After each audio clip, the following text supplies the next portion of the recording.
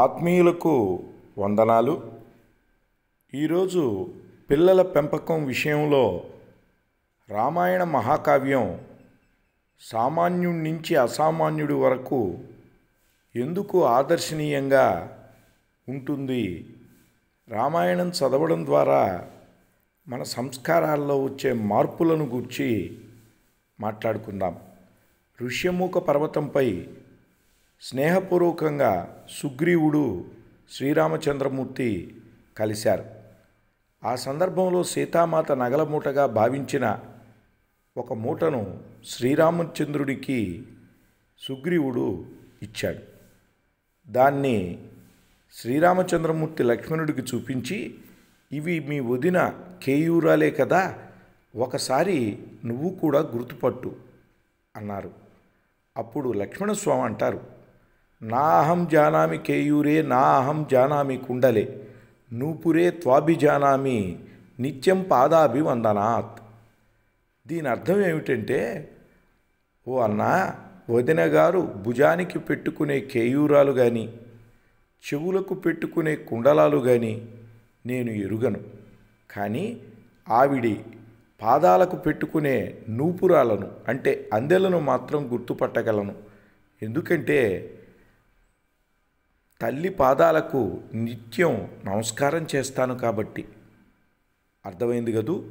పరస్త్రీని కన్నెత్తి చూడని సంస్కారం, అసలు ఆడవారి ముఖంలో ముఖం పెట్టి కళ్ళలోకి సూటిగా చూస్తూ ఎందుకు మాట్లాడాలి అనే అంతర్గతమైనటువంటి సౌశీల్యవంతమైనటువంటి సంస్కారమే భారతీయ సంస్కారం. దానికి గుర్తే రామాయణం. ఈ విధమైన శీల సంపద లక్ష్మణుడికి ఎక్కడి నుండి వచ్చింది అని మనం ఆలోచిస్తే తల్లి సుమిత్రాదేవి పెంపకం. అవునండి, రాముడితో అడవికి వెళ్ళేటప్పుడు ఆ ఉత్తమ తల్లి కొడుక్కి ఏం చెప్పిందో, అంటే లక్ష్మణస్వామికి ఏం చెప్పిందో తెలుసా? రామం దశరథం విద్ది మాం విద్ది జనకాత్మజాం, అయోధ్యాం అటవీం విద్ది గచ్చతాత యథాసుఖం. నాయనా లక్ష్మణ, రాముణ్ణి నీ తండ్రి దశరథ మహారాజుగా భావించు, సీతను నీ తల్లి సుమిత్రాదేవిగా భావించు, అడవిని అయోధ్యగా భావించు, హాయిగా వాళ్ళకి సేవ చేయడానికి వెళ్ళిరా నాయనా. ఇంత సంస్కారమున్న తల్లి పెంచింది కాబట్టే లక్ష్మణుడు అంత శీలవంతుడయ్యారు. చీర తొలగి మత్తులో ఉన్న తారతో మాట్లాడవలసి వచ్చినప్పుడు తల వంచుకుని మాట్లాడిన అద్భుత శీల సౌందర్యం లక్ష్మణస్వామిది.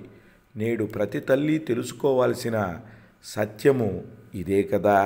పిల్లలను ఈ విధంగా పెంచితే దేశంలో ఏ ఆడబిడ్డైనా ఎందుకు బాధపడుతుంది? నిర్భయ లాంటి సంఘటనలు ఎందుకు చోటు చేసుకుంటాయి?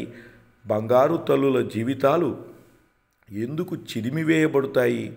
ఇప్పటికైనా తల్లిదండ్రులు మతాతీతంగా, కులాతీతంగా గురువులు రామాయణాన్ని, రామాయణంలోని వివిధ సందర్భాల్లో మనం తెలుసుకోవాల్సిన అద్భుత వ్యక్తిత్వాన్ని పెంచే వికాస కథలను విరివిగా ప్రచారం చేద్దాం.